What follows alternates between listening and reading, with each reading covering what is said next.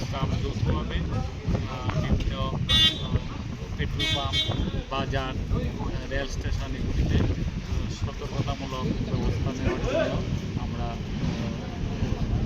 Search করছি এবং যাতে কোনো ধরনের অপ্রীতিকর ঘটনা না ঘটে তার জন্যে এই অভিযান বা সার্চ ছিল।